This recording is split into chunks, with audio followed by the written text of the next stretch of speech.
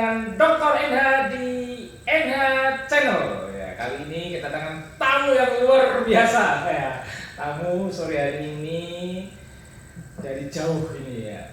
Beliau adalah Bapak Dr. Sunu Bibirama. Assalamualaikum Pak Sunu. Salam komando. Oke, siap. Kita akan bincang singkat ya dengan beliau. Pak Sunu, apa kabar ini sore ini? Baik, Pak Nurul. Iya. Dr. NH ya? Ya, ini brandingnya itu Pak. Oke. Ya. Jadi kita akan sedikit banyak gitu ya. Pak Sunu ini alumni dari S3-nya di Jepang dulu ya Pak? Betul. Tahun berapa? Jadi saya di Jepang itu Ya. tahun 2011 sampai 2014. 2000, lumayan ya. 2011 2014. Ya. Jadi 9 tahun yang lalu ya. 9 tahun yang lalu ya. Ya, memang beliau adalah background-nya IT ya Pak ya. Betul. Background IT ya. Jadi khususnya apa Pak? IT kan banyak ya Pak. Kalau orang bilang ilmu komputer itu luas ya. Ini mungkin bisa sedikit cerita. Oke, background saya itu sebenarnya applied AI. Jadi artificial intelligence atau kecerdasan buatan. Tapi diimplementasikan untuk HCI ya, Human Computer Interaction. Jadi untuk hubungan antara manusia dan komputer. human interface. Iya, interface. UI. Mungkin Ya, Oke, UI. ya, Betul. Ya, Betul. ya itu background Pak Sunu ya. Betul. Ya. Maksudnya di sana. Itu untuk apa sih Pak? Jadi gini, kita bisa membuat proses interaksi kita dengan komputer itu menjadi lebih baik dengan beberapa macam cara. Contohnya apa? Contohnya kita bisa memberikan metode interaksi alternatif nih. Kalau kemarin 2020 sampai 2022 kan ada COVID ya, pandemi COVID. Nah, salah satu contoh interaksi alternatif adalah kita bisa pakai berbagai macam sensor untuk menggantikan mouse atau keyboard. Gimana caranya biar kita bisa mengendalikan komputer tanpa harus menyentuhnya. Itu contoh salah satu contohnya. Atau mungkin yang baru tren, misalkan metaverse ya, yang metaverse yang pakai virtual reality VR.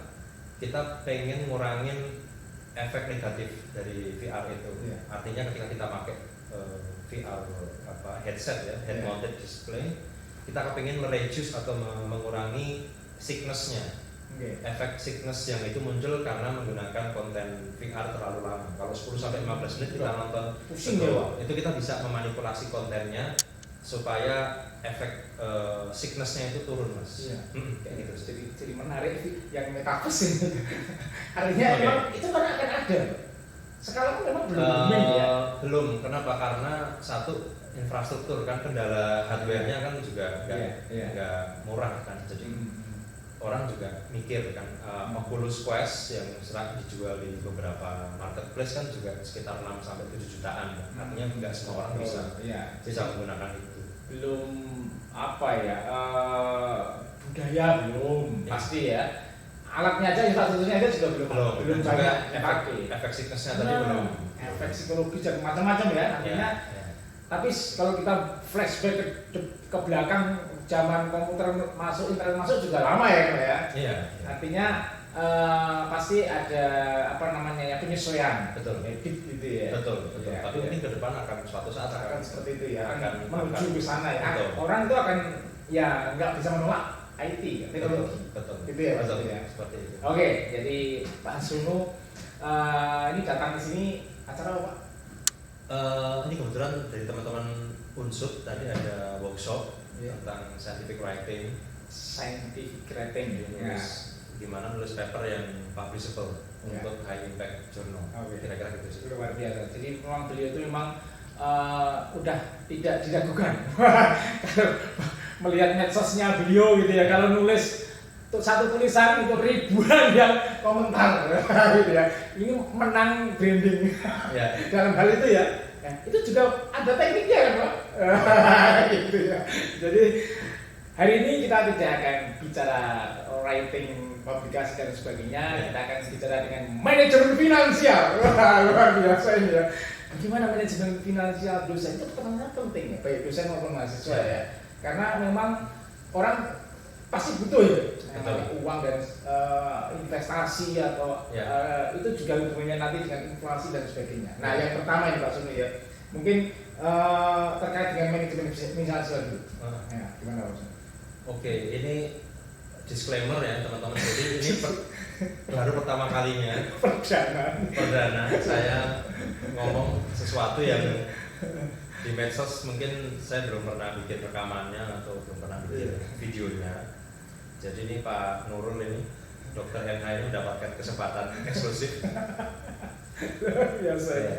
Jadi pertama, kenapa kita butuh ngerti tentang manajemen finansial? Itu karena kita menggunakan uang dalam kehidupan sehari-hari kita untuk memenuhi hajat hidup. Ya, macam-macam. Mungkin orang bisa bilang, oh, uang bukan segala-galanya, ya kan? Tapi most likely kita akan membutuhkan uang kan untuk berbagai macam kebutuhan, entah itu kebutuhan belanja konsumsi, entah itu kebutuhan sehari-hari yang misalkan uang saku anak bagi teman-teman yang sudah berkeluarga, atau kebutuhan yang kita tidak bisa menghindari dan itu datang secara tiba-tiba. Misalkan ketika kita sakit atau anak kita sakit atau orang tua kita sakit, dan kan itu ya kadang datangnya nggak disangka-sangka. betul. Nah, kenapa kemudian topiknya adalah dosen dan mahasiswa? Ya kan? Satu, karena adik-adik mahasiswa ini tantangannya banyak saat ini Pak Nur. Jadi biaya hidup yang tinggi biasanya di berbagai macam kota besar. Plus nanti kita akan bahas tentang inflasi. Ya, jadi itu nggak bisa kita hindari karena tiap tahun biaya hidup naik. Sementara pendapatan belum tentu naik. Dosen juga sama, ya, sebagai seorang edukator penting juga kita perhatikan itu. Kenapa? Supaya masalah finansial tidak mempengaruhi akademis, kinerja akademis. Jadi kita perlu diskusi tentang itu. Ya. Kira-kira itu sih. Ya. Jadi poin pertama untuk dosen, karena ya oke lah, dosen untuk pendapatan sudah tersistematik ya. Nah, itu kan juga harus disikapi. Apakah hanya segitu-gitu? Nah, gitu. Padahal mungkin kebutuhannya nambah dan kita mungkin dosen itu nggak tahu antara satu dosen dan yang lain kan kebutuhannya beda-beda Pak Suni. Betul. Nah, mungkin poinnya apa nih untuk manajemen finansial yang pertama harus dituning. Oke, jadi satu, dengan manajemen finansial kita akan tahu berapa banyak sih pengeluaran kita per bulan, bahkan bisa per minggu ya biasanya. Per bulan sih, tapi yang paling umum per bulan. Artinya kalau teman-teman bisa mengerti berapa pengeluaran per bulan, teman-teman bisa memperkirakan kira-kira untuk mencapai financial goal finansial atau tujuan finansial tertentu butuh berapa lama. Contoh, misalkan untuk teman-teman yang muslim, kan untuk berangkat haji ya, Pak Nurul baru saja kemarin menunaikan ibadah haji. Butuh 11 tahun nunggu. Betul. Dan inflasinya luar biasa Pak. Betul. Dan selama 11 tahun itu kan tentu ada planning atau perencanaan yang harus dilakukan. Kemudian salah satu hal yang lain, kita tahu ya bahwa sekarang ada sebuah term yang cukup viral di generasi Z ya, generasi milenial dan generasi Z. Apa itu? Term yang viral tentang keuangan, yaitu sandwich generation. Generasi sandwich, bukan generasi sandwich. Apa itu generasi sandwich? Jadi ada satu layer atau satu lapisan generasi yang dia harus membiayai keluarganya, yaitu membiayai anaknya, membiayai keluarga dia, membiayai dirinya sendiri, dan juga mohon maaf membiayai orang tuanya atau mungkin adiknya atau keluarga yang lain yang di luar keluarga intinya. Itu yang baru viral, generasi sandwich. Nah, manajemen finansial itu penting karena kita kepengen setidaknya ketika nanti kita sudah purna karya atau pensiun, paling enggak anak-anak kita tidak kerepotan dengan sudah menyiapkan segalanya. Betul. Nah, mungkin kalau dulu kan orang tua itu udah memang luar biasa orang tua dulu ya. Nanti kalau mungkin pas kerja dia akan anaknya misalkan 3 sudah disiapkan mungkin minimal pekarangan. Ada yang menyiapkan rumah di sana, bahkan sawah, itu juga itu luar biasa. Ya itu mungkin akan mindsetnya kan beda dengan sekarang ya. Betul. Nah, tapi poin pertama ketika teman-teman ingin belajar manajemen finansial, saran saya yang pertama adalah coba teman-teman catat pemasukan dan pengeluaran tiap bulan itu harus detail. Jadi semua poin pemasukan dan semua jalur pengeluaran itu harus tersistematisasi dengan baik.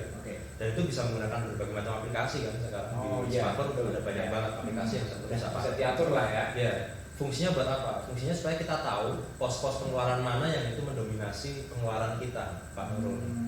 Karena kadang-kadang kita mengeluarkan uang itu nggak terencana. Ya, apalagi kalau kita, mohon maaf, kita termasuk yang tipe impulsif ya. Ada diskon sedikit kita pengen beli. Konsumtif. Nah, itu dengan cash flow management itu kita bisa tahu sisa uang kita saat ini itu berapa. Sebelum kita mengeluarkan uang, jangan pernah mengeluarkan uang sebelum kita mengetahui sudah seberapa besar uang yang kita keluarkan sampai dengan titik sekarang hari ini. Itu membantu saya yang saya sudah melakukannya sejak tahun 2018. Contohnya apa, Pak Dr. Sunu? Manajemen cash flow-nya. Contohnya gini, teman-teman kan pertama perlu mendata dulu pemasukan dari mana saja kan jalurnya. Contoh dari gaji, dari honorarium, dari passive income. Nanti kita akan bahas itu sedikit Pak. Mungkin teman-teman punya bisnis, nah itu semua di list, dimasukin di aplikasi. Terus setiap kali teman-teman belanja, atau mungkin kalau yang sudah berkeluarga ada uang sekolah, uang SPP atau uang untuk nafkah, itu semua dicatat. Setiap bulan tuh harus masuk ke dalam aplikasi. Nanti di situ akan kelihatan pendapatan kita dengan pengeluaran kita lebih besar yang mana. Kalau pendapatan dan pengeluaran lebih besar pengeluaran, itu berarti lampu merah. Berarti harus ada sesuatu yang harus kita lakukan. Something wrong. Harus diubah polanya. Ya, karena kalau nggak kita handle dengan proper, suatu saat kita akan berhutang dalam kondisi hutang, dan itu menurut saya nggak bagus. Kalau manajemen kalau keuangan keluarga sampai berhutang nggak bagus banget. Sebisa mungkin kita harus menghindari hutang, sebisa mungkin. Atau malah investasi harusnya ya. Itu nanti stepnya. Tapi yang paling penting kita harus ngerti keuangan keluarga. Iya. Dengan seberapa itu masuknya dan seberapa keluarnya. Itu yang paling penting. Jadi pentingnya mengetahui manajemen finansial, terus bagaimana caranya mengelola manajemen dengan cash flow, dengan aplikasi. Kita akan mengetahui apa sih kebutuhan kita sebetulnya, apa pendapatan kita. Misalkan gini, teman-teman nanti ketika kita mencatat arus masuk, arus keluar, teman-teman akan tahu pos konsumsi harian, misalkan untuk makan, minum, belanja di pasar ya, atau supermarket berapa, pos untuk bensin atau transportasi itu berapa, kemudian pos untuk biaya sekolah anak itu berapa, pos untuk biaya komunikasi, internet, handphone tadi ya, itu berapa? Pak Sunu sudah lakukan? Sudah. Catat semua itu? Iya, sebenarnya sudah sejak tahun 2017 Pak Nurul. Kalau mau tahu pakai aplikasi apa? Spendi. Ini saya nggak endorse ya. Nggak apa. Spendi. Spendi ya? Free. Nah, Spendi. Spendi tulisannya SPE. Pak Dokter Lasmeti dicatat. SPE. Ini ada pendengarnya. Wah, kira-kira banyak. SPE ND EE Spendi. Nanti kamu cari di apa Pak? Artinya kan sharing lah ya. Itu salah satu yang saya pakai, tapi sebenarnya yang buatan Indonesia juga banyak. Ini yang termasuk yang. Jadi artinya Pak Dr. Sunu dengan aplikasi itu salah satunya bisa budgeting ya. Itu salah satu bisa menekan gitu ya. Betul. Bagaimana pengeluaran dan sebagainya. Nah, kalau kita udah tahu pos-pos pengeluarannya, nanti kita kan bisa round up ya, sebulan tuh habis berapa sih sebenarnya. Nanti di Spendi itu ada feature budgeting Pak Nurul. Jadi misalkan nih konsumsi harian kita budget dalam sebulan misalkan 800.000 atau mungkin 1 juta atau 1,5 juta. Kemudian biaya komunikasi 400.000 misalkan, biaya transportasi dan semacamnya 500. Itu kita budget sehingga nanti pada suatu titik kita akan tahu apakah kita over budget atau under budget. Itu budgetingnya. Itu budgeting. Jadi di Spendi ada seperti itu. Ya, ini step ketiga ini ya.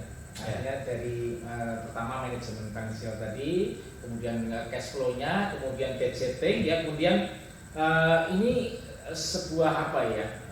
Mungkin apa ya? Dalam sebuah keluarga ya. Artinya menjadi penting untuk mengetahui apa ya, kesehatan ekonomi. Sehat nggak sih ekonominya gitu ya Mas Sunu ya. Artinya memang ya bisa nanti nggak hanya manajemen dosen dan mahasiswa ya, tapi ini kita batasi sedikit gitu ya. Ya. Artinya dosen itu juga ya boleh sah-sah saja kan, misalkan ada yang kadang dosen proyek ya gitu ya, dosen yang punya usaha, gimana karena konsepnya? Oke, jadi dengan mencatat cash flow itu Pak Nurul, kita kan tahu nih apakah pengeluaran dengan penghasilan kita ketahuan, apakah kita lebih besar pengeluaran atau lebih besar penghasilannya. Nah kalau penghasilan itu tidak sama dengan pengeluaran, tentu ada cara-cara lain yang harus kita lakukan ya, misalkan tadi dengan ada bisnis atau dengan berbagai macam hal yang bisa kita lakukan dan proyek-proyek dan seterusnya. Tapi ingat teman-teman, setelah pendapatan naik, kalau kita nggak kontrol pengeluaran, maka pengeluaran pun akan ikut naik. Nah caranya bagaimana supaya kita bisa mengatur pengeluaran supaya dia termanage dengan baik? Ada satu cara pertama teman-teman. Kalau teman-teman nanti punya rekening bank, teman-teman biasanya nggak hanya satu Pak, bisa 3. Saya punya 5. Wah ini gimana? Ini malah menarik ini. Saya kira tadi mau menyarankan satu saja. Saya punya 5. Jadi rekening yang pertama, ini rekening yang kita gunakan untuk menerima semua pemasukan atau saya sebut sebagai rekening konsumsi. Nah setelah pemasukan itu masuk, Pak Nurul, kita nanti akan split untuk pengeluaran rutin. Ini kita berikan ke keluarga. Jadi pengeluaran yang rutin, nafkah, istri, anak dan seterusnya itu kita ambil. Kemudian sisa dari pemasukan ini itu kita bagi ke 5 rekening ini. Jadi nanti ada persentasenya. Contoh di rekening konsumsi nanti kita berikan di situ persentase 20% atau 30% lah, 20% lah ya. Kemudian rekening investasi yang kedua ini 40%. Sisanya kan berarti 20 dan 40, sisanya 40% ya. Nah 40% ini dibagi 3, yaitu yang ketiga adalah kesehatan, dana kesehatan. Ketika jaga-jaga untuk sakit itu sekitar 20% ya. Sisanya 20% ini untuk dana pensiun dan untuk amal sodako, zakat dan pajak. Tapi ini persentase ini tidak fix. Teman-teman silakan diubah ya, model sendiri ya. Betul. Karena pola masing-masing mindsetnya sendiri. Betul. Karena pola masing-masingnya beda. Nah, syaratnya adalah penghasilannya harus lebih besar dari pengeluarannya, itu dulu. Jadi PR pertamanya adalah bagaimana menaikkan penghasilan lebih besar. Terus membagi penghasilan itu menjadi 5 pos. Itu namanya alokasi aset atau asset allocation. Teman-teman bisa search di Google asset allocation itu menjadi 5. Kemudian nanti sebenarnya cara kita memanage itu gampang. Kita nanti memainkan dari 5 ini saja. Jadi supaya kita lebih sejahtera, nanti yang di pos investasi ini kita investasikan keluar, supaya apa? Supaya uang yang kita simpan itu tidak turun nilainya, itu satu, tidak turun inflasi dan juga membantu kalau seandainya kita, mohon maaf teman-teman ya, tidak setiap saat kita sehat. Artinya kalau kita dalam kondisi mohon maaf ini ya, naudzubillah kita nggak bisa kerja karena berbagai macam faktor, kita masih punya backup dari investasi. Pos 1 tadi ya. Iya, passive income yang nanti kita akan sedikit bahas. Itu sih konsepnya. Jadi satu, cash flow, kemudian lihat apakah penghasilan lebih besar dari pengeluaran. Kalau lebih besar penghasilan, ini teman-teman harus usahakan lebih besar.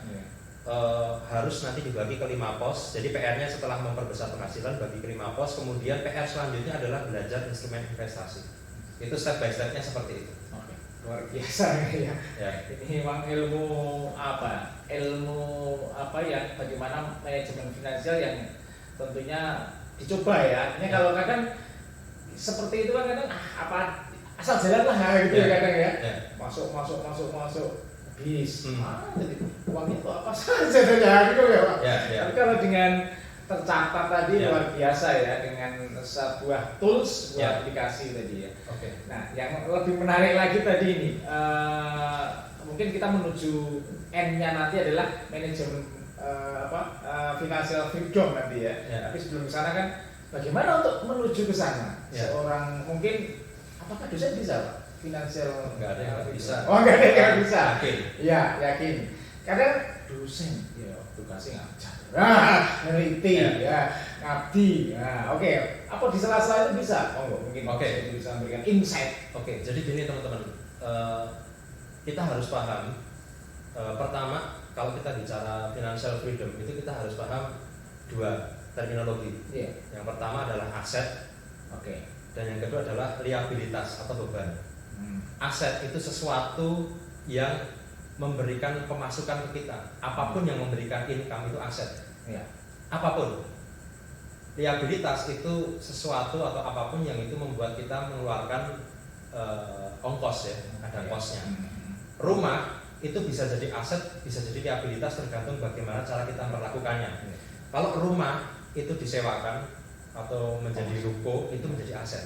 Tapi kalau dia dibiarkan diam, dia jadi liabilitas atau jadi beban. Kenapa? Karena kita harus mengeluarkan biaya perawatan, pajak dan seterusnya. Teman-teman harus paham itu dulu.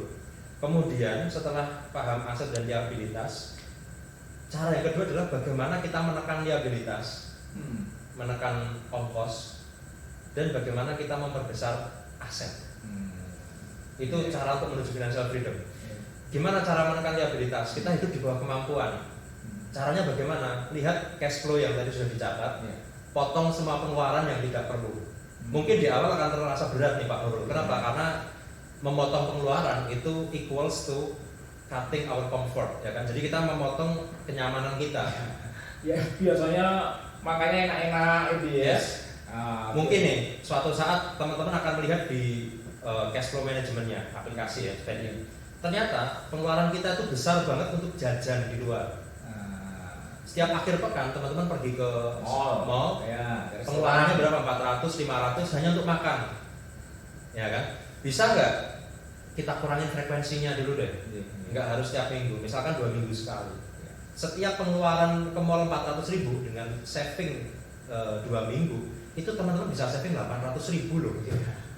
Bayangin, 800.000 itu gede untuk diputar nanti kita bicara masalah investasi. Nah artinya kita memperkecil liabilitas, kemudian kita berpikir kita punya aset apa nih. Nah ini yang nanti kita ceritain Pak. Jadi konsep dari financial freedom itu apa sih? Financial freedom itu adalah ketika kita memiliki penghasilan tanpa harus bekerja, yang mana penghasilan itu bisa mengcover semua liabilitas dan pengeluaran kita. Artinya aset yang kita miliki itu harus bisa memberikan income yang itu ketika kita nggak kerja sama sekali, tidur di rumah, itu income itu bisa mengcover semua pengeluaran kita.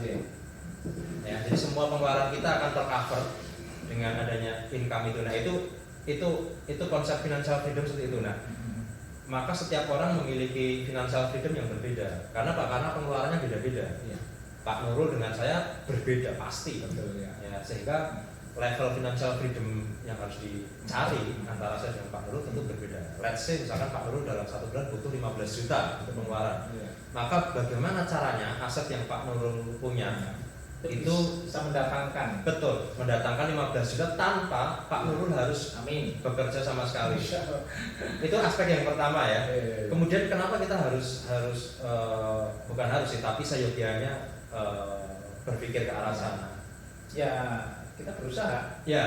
Karena semakin umur kita meningkat, Pak Nurul ya, semakin kita menua, kelemahan fisik kita menjadi lemah. Kita memiliki berbagai macam kelemahan, ya kan. Semakin umur kita menua, kita akan tidak terlalu akan berkurang kemampuan kita, ya kan. Kita nggak akan tahan kerja lama, kita harus banyak istirahat. Sementara kebutuhan makin gede, anak udah makin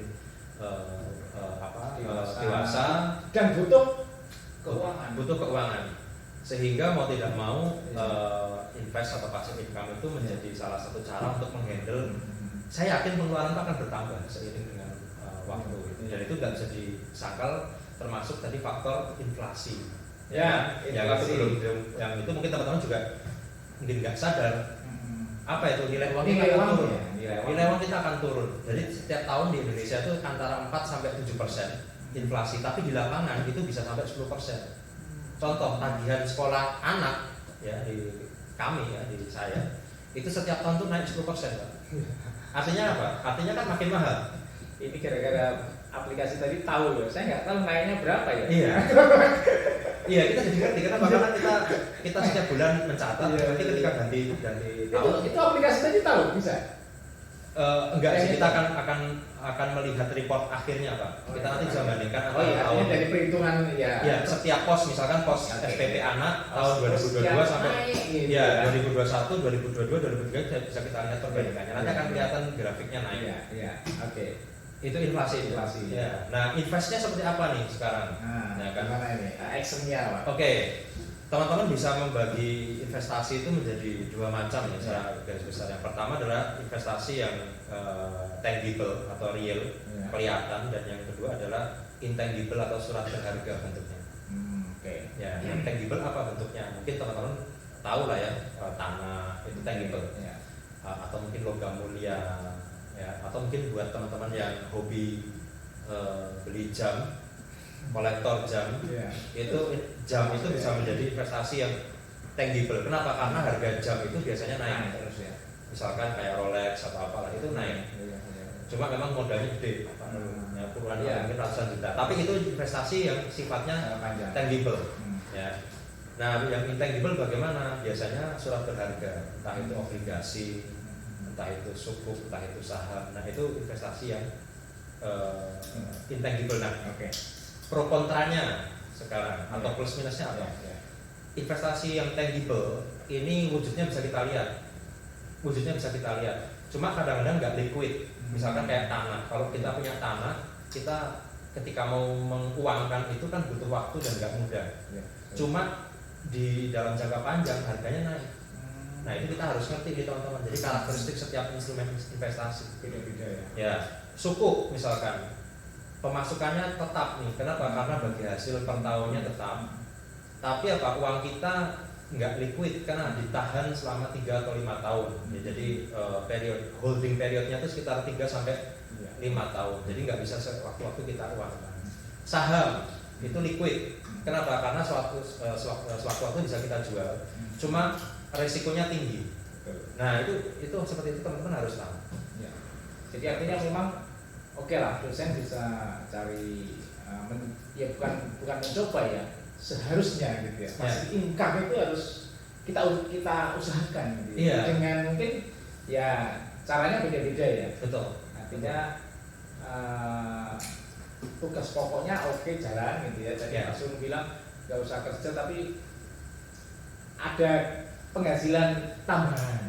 Ya, nah, gitu. Itu suatu saat mungkin penting ya. Kenapa? Karena sekali lagi teman-teman tadi aspek inflasi dan yang kedua tadi aspek pengeluaran tak terduga yang tadi Pak Nurul sampaikan kalau ada keluarga sakit atau segala macam, dan passive income itu menjadi salah satu cara untuk memutus tadi generasi sandwich supaya kita nggak ngerepotin anak cucu kita pada saat kita sudah lansia kan. Artinya kita siap dengan masa pensiun kita.